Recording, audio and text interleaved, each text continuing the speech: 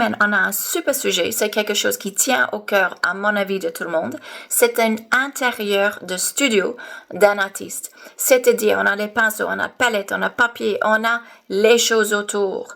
Et le but de faire ce sujet cette semaine, c'est de focaliser sur comment on peut créer une ambiance, une animation, une vie dans une peinture à travers les objets.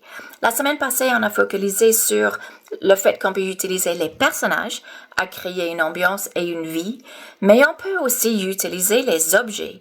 Et donc, les objets portent avec eux une émotion, une ambiance, une vie. Comment faire pour que ces sentiments passent dans le papier?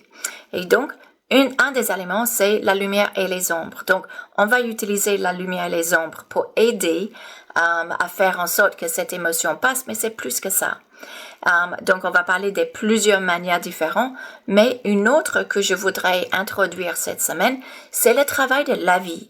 J'en ai parlé un petit peu dans un live la semaine passée ou la semaine avant, sur le fait qu'on peut travailler nos lavis avec des couches différentes pour créer des effets différents.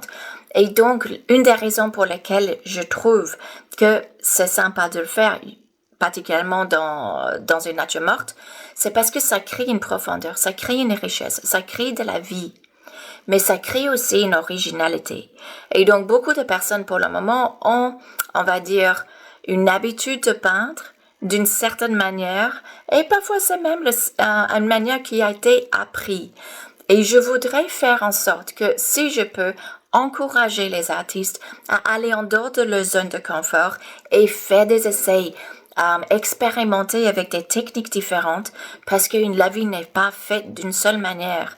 Donc, il y a moyen de faire différemment. Et donc, cette semaine, je vais vous apprendre une technique que j'utilise dans mes peintures, pas systématiquement dans toutes les peintures, mais quand je veux quelque chose d'un petit peu plus particulier, un petit peu spécial, c'est une technique que j'utilise.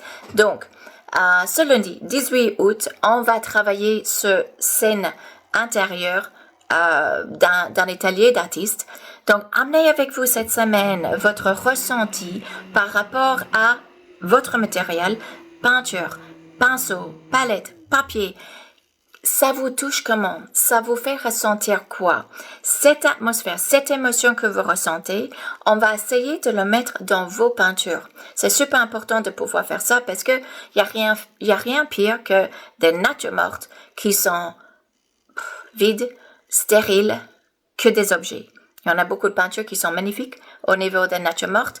Et comment est-ce que vous pouvez essayer, vous aussi, de créer l'ambiance, une nostalgie, un sentiment et une vie dans vos peintures à travers les objets. Donc, si vous voulez peindre avec moi ce lundi, ça sera avec plaisir. Et donc, n'hésitez pas à peindre avec moi et en sachant que vous allez recevoir une critique de votre travail faite pendant le live.